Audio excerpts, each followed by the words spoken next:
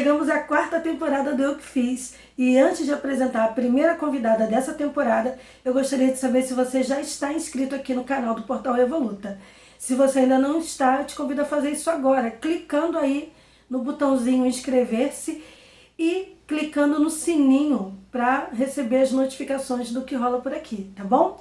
E se você já se inscreveu, convide os amigos a se inscreverem também no canal. Então vamos lá, o episódio de estreia é com a Laura Freihan.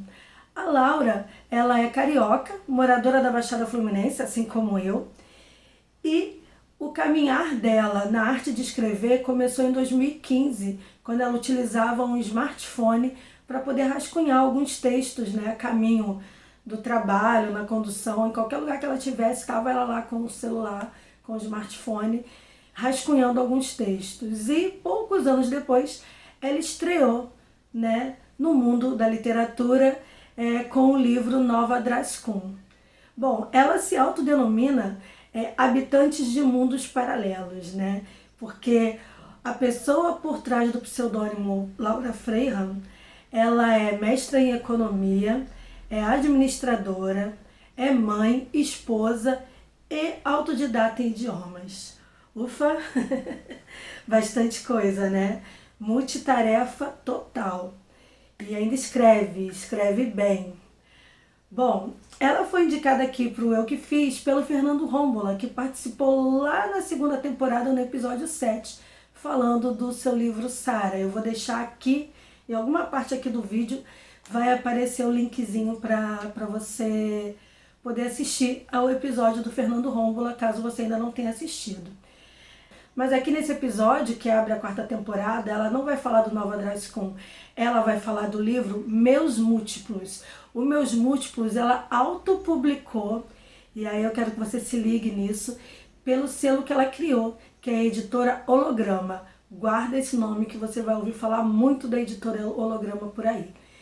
E Os Meus Múltiplos é um livro que trata de um assunto bastante interessante e sério, que é o transtorno dissociativo de identidade, o TDI. Bom, trocando em miúdos, o TDI é quando uma pessoa tem duas ou mais identidades, personalidades, onde cada uma se apresenta como protagonista em determinado momento, né? Além de mudanças nos processos psicológicos, memória, afetos e comportamentos. Bom, eu não vou dar spoiler, eu vou parar por aqui. E vou deixar você agora com o primeiro episódio da temporada 4 do Eu Que Fiz, com a Laura Freihan falando do livro Meus Múltiplos. Apresente seu livro. O livro que eu vou apresentar aqui é este aqui. É o meu segundo livro escrito, é o segundo livro que eu escrevi, mas é o primeiro que saiu na versão impressa pela editora Holograma. Esse livro aqui, ele é um romance com suspense psicológico e traz alguns elementos como o drama familiar, como romance, como determinação, superação, e traz também algo muito interessante que é sobre a descoberta por um casal muito apaixonadinho, recém-casado, de um transtorno que muita gente não conhece, que se chama transtorno dissociativo de identidade. O transtorno dissociativo de identidade, ele é real, ele é documentado, ele é tratado através de psicologia e da psiquiatria, e ele se dá quando outras personalidades acabam sendo manifestadas numa mesma pessoa. E são praticamente outras pessoas, porque elas têm humores diferentes, têm um perfil totalmente diferente, algumas têm sotaques e, por mais incrível que pareça, algumas delas têm condições clínicas, médicas, diferentes umas das outras. Então, pode acontecer de uma personalidade ter diabetes ou pressão alta ou algum tipo de alergia, enquanto o portador do transtorno e outras personalidades não têm.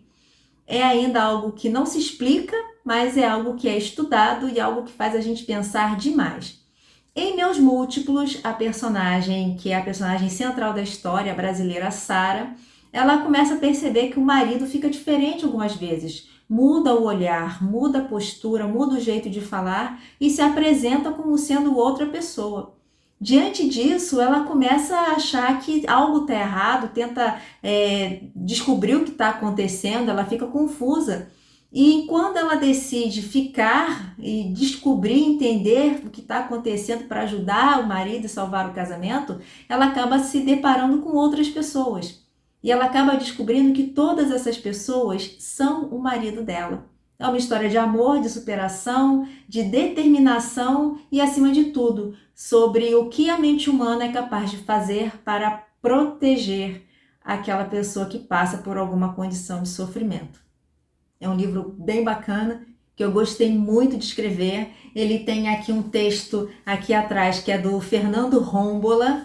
Ele tem o prefácio feito pelo Flávio Fonseca, que é psicoterapeuta junguiano. É um livro escrito com muito carinho, que está com uma qualidade editorial bem legal. E é um livro que, olha só, tem bastante feedbacks bem legais. Tá com uma diagramação bem bacana também. Enfim, quem quiser saber mais pode entrar lá no meu perfil no Instagram, que tem mais detalhes sobre ele. Qual foi a inspiração para o livro?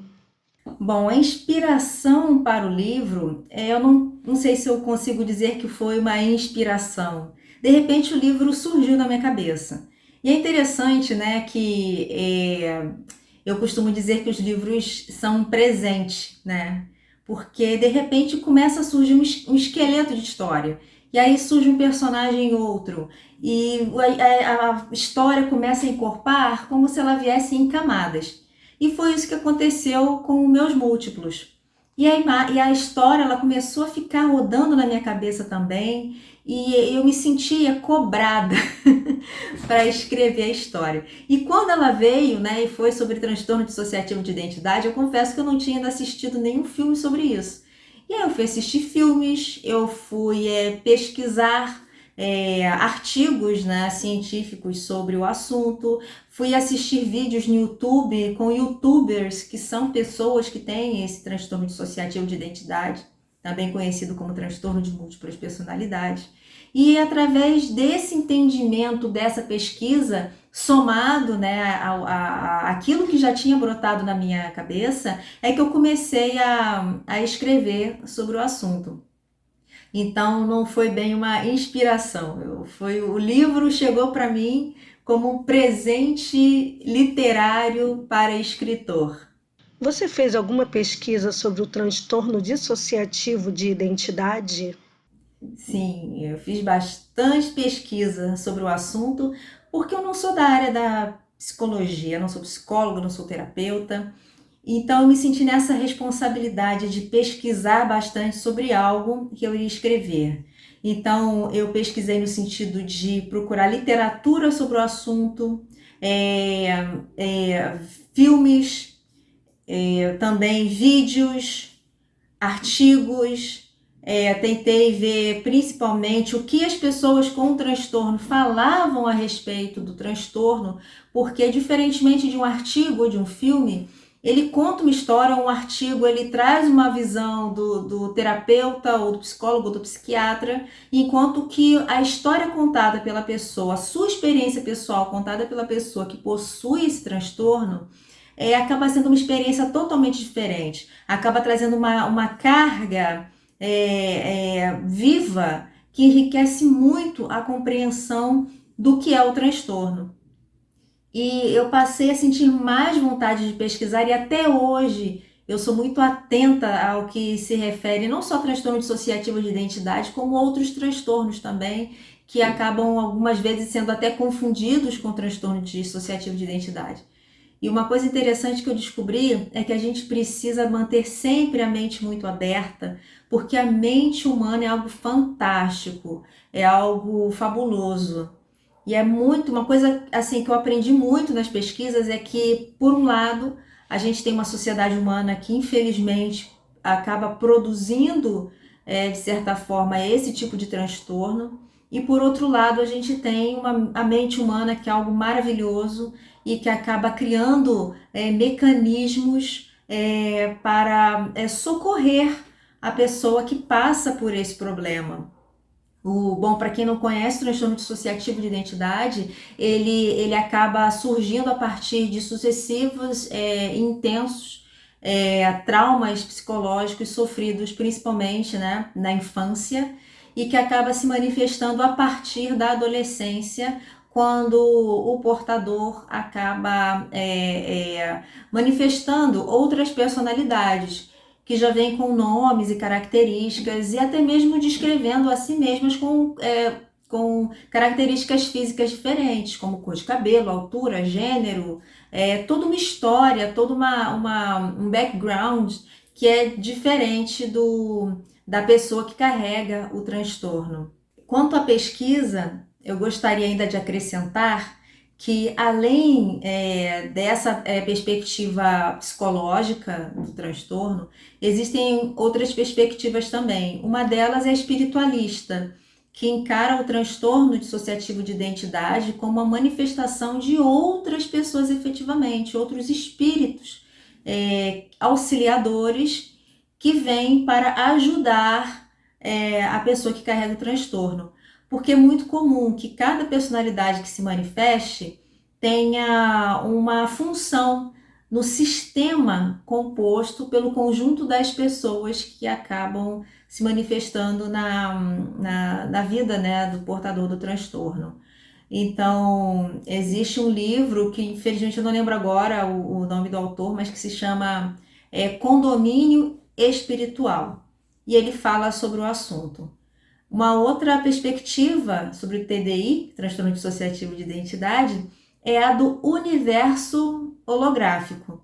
No universo holográfico, entende-se a nossa experiência como sendo uma simulação, onde aquilo que se manifesta na nossa realidade é fruto daquilo que a gente precisa ou acaba querendo, de alguma maneira, manifestar.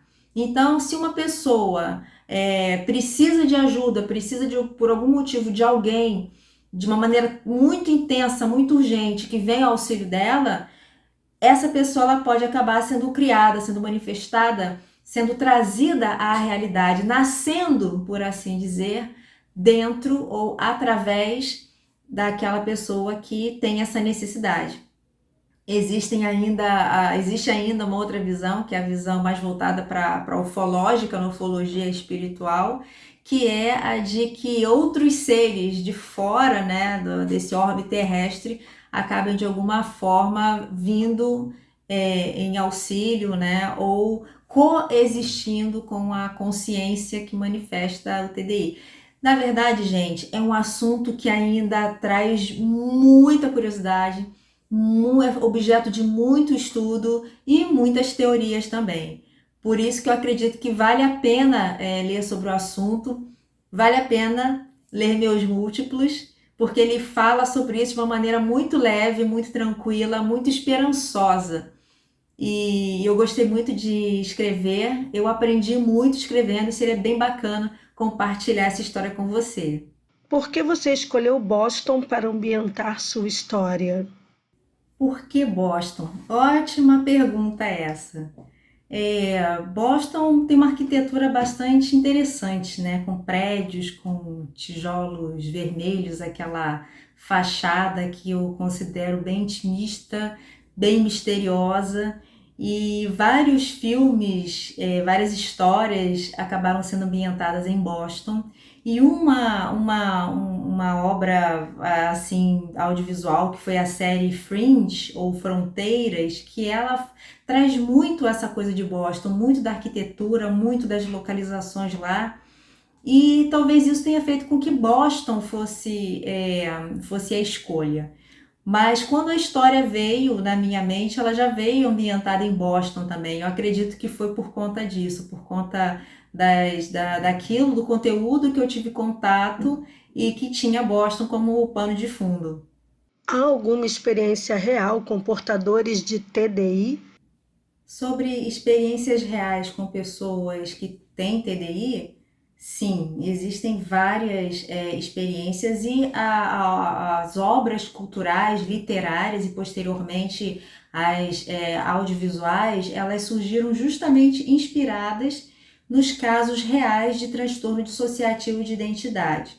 O que ficou assim mais marcado no caso, e ficou mais conhecido, foi o caso do Billy Milligan, da década de 70, que aos 22 anos de idade ele foi julgado pelo crime, né, de ter atacado, ter violentado pessoas. E foi um caso em que foi constatado através de especialistas que uma das duas das personalidades, das 24 personalidades que ele tinha, eram responsáveis pelos crimes cometidos. E por isso ele foi absolvido do crime, de ter cometido o crime, e foi internado em um hospital psiquiátrico, onde ele ficou lá cumprindo uma pena, por assim dizer, recluso em tratamento psiquiátrico. E o caso do Billy Milligan inspirou o personagem de Fragmentado, que gerou inclusive um bocado de polêmica esse filme, por retratar uma personalidade que virava um monstro, né? Que era a fera, The Beast, que realmente se transformava tanto a ponto de subir pelas paredes, né? De devorar pessoas. E isso acabou mexendo um bocado com as pessoas que tinham transtorno dissociativo, porque é um transtorno ainda muito pouco conhecido. Aí você imagina as pessoas comuns terem contato com o transtorno já dando de cara com um personagem que dá medo. Isso poderia fazer com que as pessoas, de modo geral, ficassem com medo de quem tem um transtorno dissociativo de identidade. E lembrando que quem tem esse transtorno é uma pessoa, e as personalidades são pessoas também. Então, o risco ou o perigo de qualquer delas seria o perigo, o risco que a gente tem com qualquer pessoa normal. Nada de ter aquelas transformações tão radicais como apresentadas no filme Fragmentado. Outro caso, que é um outro caso que é real também, é da Chris Sizemore, que é uma jovem que ela na década de 50, se não me engano, ela foi diagnosticada com 22 personalidades ao longo, né? Na verdade, ao longo do tratamento dela foram identificadas 22 personalidades. E é um caso que ficou também bastante famoso, a ponto de ter inspirado o filme As Faces de Eva, ou As Três Faces de Eva, que se transformou em livro e depois se transformou em filme, e é um filme da década, acho que foi lançado em 1957 e até deu um Oscar para a atriz que interpretou a personagem principal. Outro caso de TDI, que é um caso famoso também, vou olhar aqui a colinha, o nome da pessoa que eu não lembro agora, que é a Trudy Chase. Trudy Chase. Ela acabou, é um caso que eu não me lembro agora na época, mas é bem posterior à da Chris Sizemore, é bem mais recente. E o caso da Trudy, ela percebeu que, enfim, que o que estava acontecendo alguma coisa fora do normal, foi procurar um especialista e nisso descobriram 92 personalidades. Ela escreveu um livro também, chamado, se não me engano, Quando o Coelho Rosna, When the Rabbit Rolls, algo assim. E essa personagem inspirou, esse caso real inspirou a personagem da Patrulha do Destino, que foi a personagem da Crazy Jane, que também tem várias, que é uma personagem desse filme, dessa série, né, que começou como cartoon, como quadrinhos, enfim, é uma série que está, se não me engano, na Amazon Prime, Patrulha do Destino, que traz a personagem Crazy Jane, que tem mais de 60 personalidades, se não me engano. E para falar de um caso mais recente, é o caso da Jane, deixa eu ver aqui o nome dela. É a Jane Haynes. Ela, em 2019, ela foi a tribunal, ela abriu mão do direito de sigilo, né, de preservar a própria imagem, para que o pai dela fosse julgado pelos crimes de abuso que cometeu quando ela era criança. E é interessante que durante o julgamento, algumas personalidades da Jane depuseram, né, sobre o que o pai fazia. E para sobreviver a esse monte de abuso que ela sofreu, que foram, enfim, recorrentes, né, e trouxeram várias sequelas para a vida dela, ela precisou desenvolver, acabaram sendo desenvolvidas cerca de 2.500 personalidades. E o pai foi condenado a 45 anos de prisão. E é outro caso que ficou bem emblemático também, e tem uma matéria sobre ele que foi publicado na BBC, saiu em vários jornais falando sobre isso. Outro caso, que é um caso real, que é um caso que não foi em obra literária ou artigo, é que eu tive a oportunidade de conversar através de mídias sociais com uma pessoa que se apresentou, que fez contato, teve contato com o livro, e a gente conversou sobre o transtorno, que é um caso real, um rapaz, um adolescente, e que a gente começou a conversar, ficamos até 2 horas da manhã, ficamos horas conversando, e foi interessante que em determinado momento eu percebi que mudou o vocabulário, a construção das frases começou a ficar diferente, a estrutura das frases começou a mudar. E naquele momento eu percebi que eu estava falando com outra pessoa, mas eu fiquei na minha. E realmente, depois de um tempo, a pessoa se apresentou como uma outra personalidade, que é uma personalidade feminina, e que me contou toda a história, me contou a história do abuso sofrido, o que aconteceu, me contou das questões também envolvendo depressão, enfim, e foi algo muito interessante porque eu aprendi muito de uma maneira que eu acho que eu não poderia ter aprendido com livro, ou com filme, ou com vídeos, ou com artigos, porque foi um depoimento dado por uma pessoa que tem o transtorno e posteriormente por uma das personalidades. Foi algo muito enriquecedor, muito marcante, que me deu a oportunidade de aprender demais, e eu sou muito, muito grata por essa oportunidade que Deus me deu de colocar essa pessoa para contribuir tanto para mim. Não digo nem como escritora, porque a obra já estava escrita, mas como pessoa, como ser humano. Foi assim, foi demais. Foi para mim, foi demais para mim.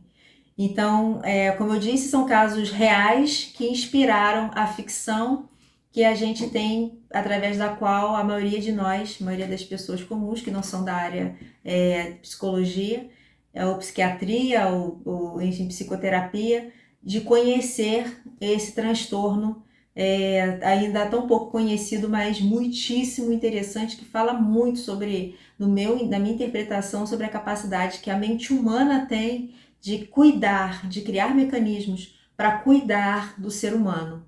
Como foi a experiência de lançar Meus Múltiplos primeiro em e-book?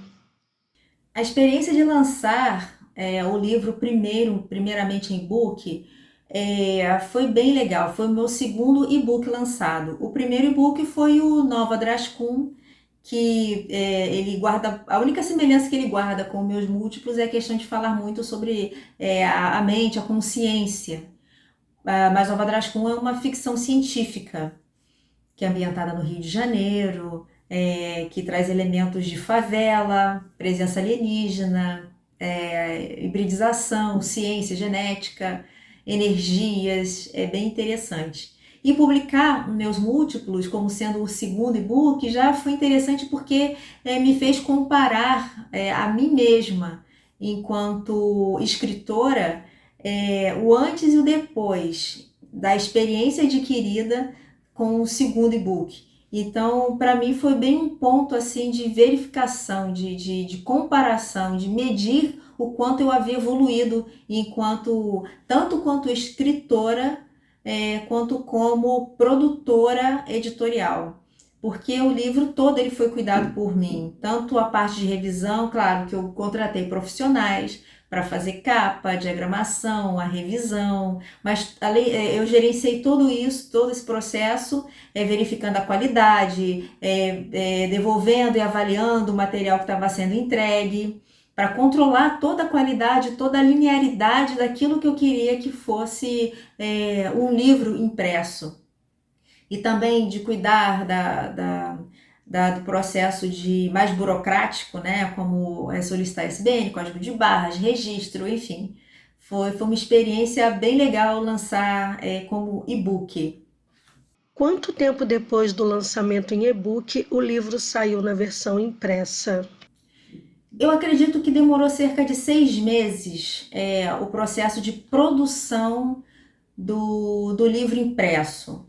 porque eu fiz mais uma revisão depois disso, justamente para tornar o texto mais ágil, fazer com que a experiência de leitura fosse mais, como eu vou dizer, mais rápida, mais dinâmica para o leitor. E o processo de revisão, que tem bastante, tem muitas idas e vindas, né? O revisor faz a parte dele, volta, você verifica o que ele fez, verifica o texto que ele não olhou para ver se eventualmente tem alguma coisa. Então, é um processo de revisão a 4 mãos, que acaba levando uns 3 meses, mais ou menos. A questão da capa e da diagramação foram bem rápidas, mas ainda levou um tempinho a questão de chegar, né? Principalmente na questão da capa, porque uma coisa é a visão do autor, outra coisa é a visão do artista que está fazendo, então requer pesquisa também de cores, de outras obras. É interessante falar que não há muitas obras literárias assim, né? Sobre esse tipo de conteúdo. Então a gente acaba ficando um pouco sem uma referência, por assim dizer. Sem qual é a fonte, qual é a cor, qual é o estilo que vai transmitir essa ideia que está sendo passada de uma maneira que não vai ser confundida com outros tipos de obra, que não necessariamente têm a mesma pegada. E eu fiz esse trabalho de produção editorial sozinha, e como foi o primeiro livro impresso, eu fiz uma etapa de cada vez. Então, por isso, os 6 meses após o lançamento do e-book, até que o livro impresso fosse lançado. Ele foi lançado em maio do ano passado, maio de 2021. Quanto tempo demorou desde a ideia até a publicação? Bom, desde o início, né, o surgimento da ideia até a publicação do livro, eu acho que foi 1 ano e 2 meses, mais ou menos. Não foi muito tempo se a gente considerar o processo como um todo. Mas como eu disse, o livro ele cobrou muito para ser escrito, né? E eu acabei fazendo um período assim que eu acabei fazendo meio que um retiro, por assim dizer. Eu peguei as minhas férias e investi pesadamente na escrita do livro, o que fez com que a escrita do livro ficasse pronta em menos de 6 meses, o que para mim foi um tempo bem, bem rápido. Então, 6 meses mais ou menos, mais o processo de preparação, acho que a gente pode colocar aí 1 ano e 2 meses, porque depois da escrita o livro ainda fica um pouquinho ali assentando, esfriando, até que eu começasse a fazer as revisões nele. Então, eu acho que foi bem rápido. Alguma curiosidade sobre o processo de escrita e pesquisa do livro? Bom, alguma curiosidade sobre o processo de escrita do livro e pesquisa? Bom, eu acho que do que eu não falei, do que eu já falei, né, o que eu não falei, acho que eu posso citar aqui, que é a forma como o livro surgiu, que foi todo o processo dele brotar na minha cabeça e ficar ali cobrando, sabe? É como se tivesse um alarme tocando dentro de mim, dizendo: vamos escrever esse livro.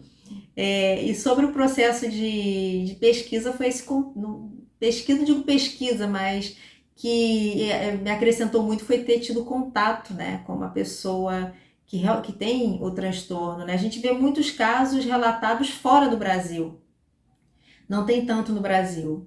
Na verdade, existem alguns países que se destacam em quantidade de casos.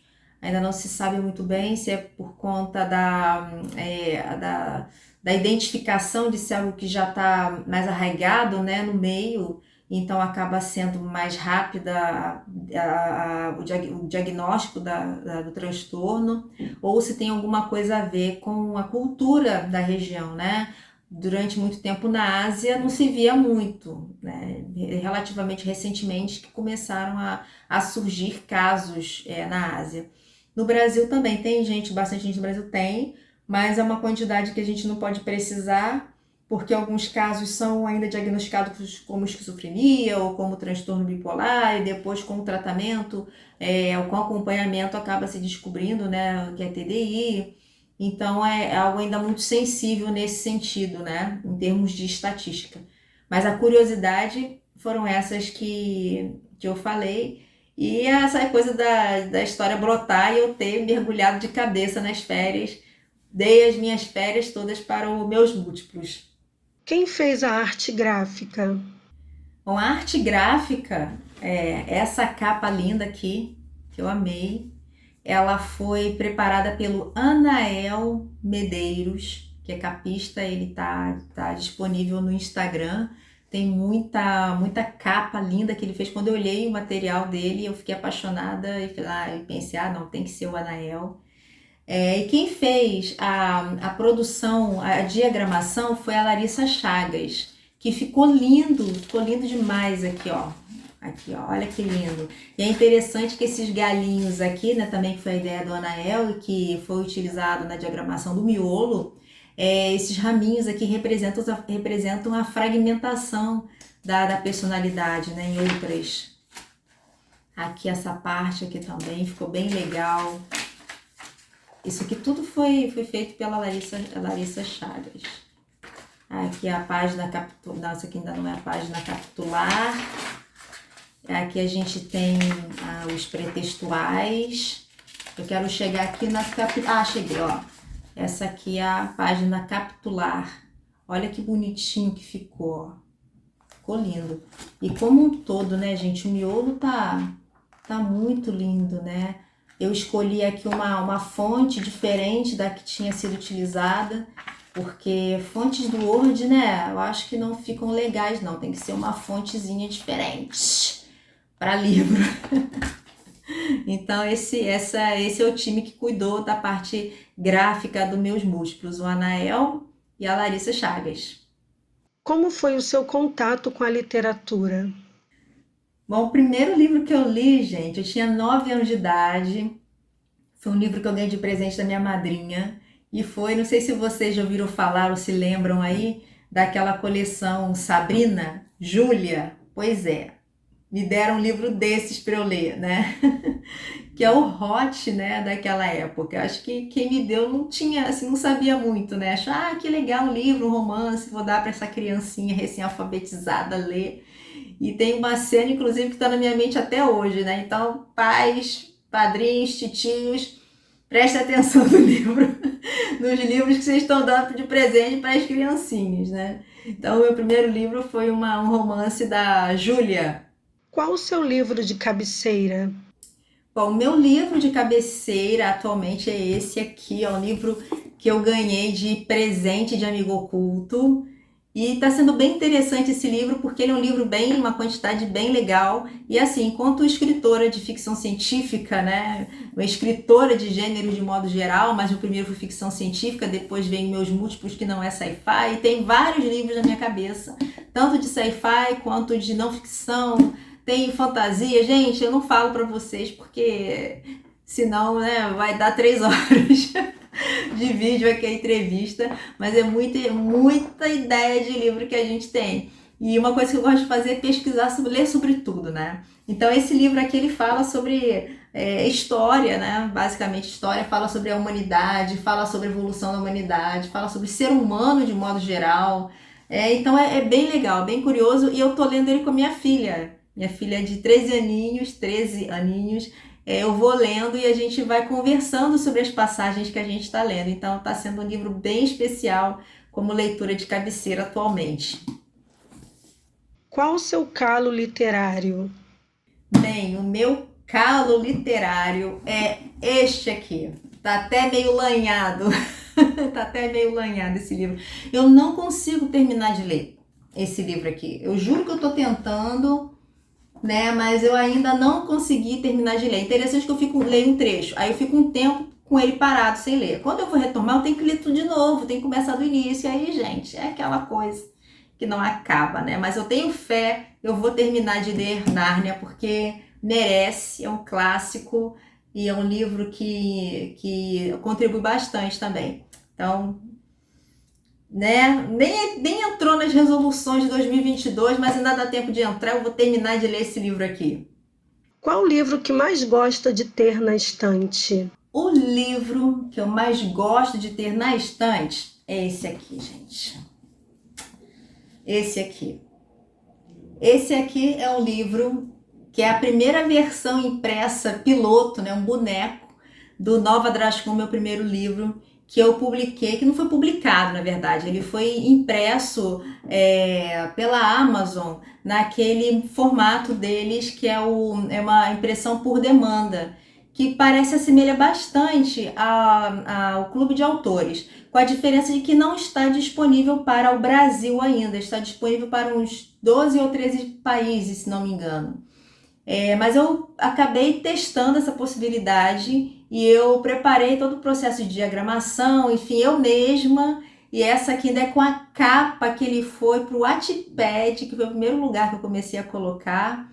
E é uma capa feita por um amigo chamado Luiz Henrique, que é o primeiro fã apoiador. Eu chamo ele de equipe, né? Porque ele me ajudou muito mesmo. Foi apresentado pela minha grandíssima amiga Edilene. E ele, assim, contribuiu bastante, inclusive com essa capa aqui. Esses olhinhos aqui, gente, são os meus, né? Então, eu fiz uma edição aqui para fazer essa pupila aqui reptiliana, assim, alienígena, né? Então, esse aqui é o livro que eu amo ter na minha estante, porque ele é uma lição e ele me inspira e ele me mostra que todo começo pode ir muito longe, pode dar, assim, resultados maravilhosos. Esse aqui. Qual livro é o mais velho na sua estante? Bom, o livro mais velho que eu tenho na minha estante, que ficou na minha outra casa, infelizmente eu não tenho ele aqui para mostrar para vocês, é um livro de língua francesa, não é um livro literário, por assim dizer, que pertenceu ao meu pai. E meu pai também gostava muito de idiomas, e ele faleceu quando eu tinha apenas 2 aninhos de idade. Então é um objeto, é um livro que de alguma forma me conecta ao meu pai. Então esse é o livro mais velho que eu tenho na minha estante, não dessa casa, da outra casa. Qual é a sua mania literária? Bom, a minha mania literária é quando eu compro um livro, quando eu ganho um livro, eu não consigo lê-lo imediatamente.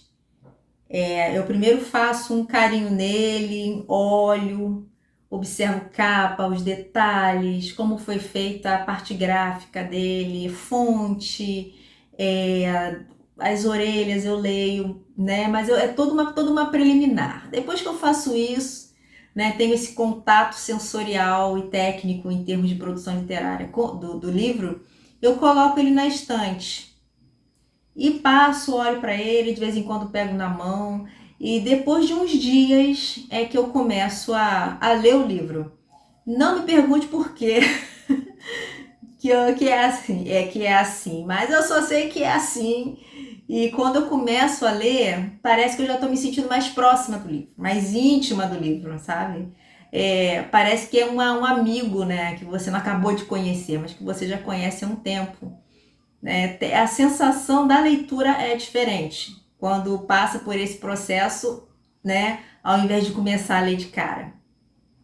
Pois é, gente, eu sou assim. Uma coisa puxa a outra. Ai, que pergunta difícil. Para indicar um livro de autor independente, um livro nacional, é difícil porque são muitos, né? E eu tive a oportunidade de, principalmente nesse último ano, de conhecer autores incríveis, obras incríveis, cada um com seu jeitinho diferente de escrever e obras que falam de maneiras distintas também ao coração da gente. Então, assim, não tem, infelizmente, eu vou ter que deixar um monte de gente fora.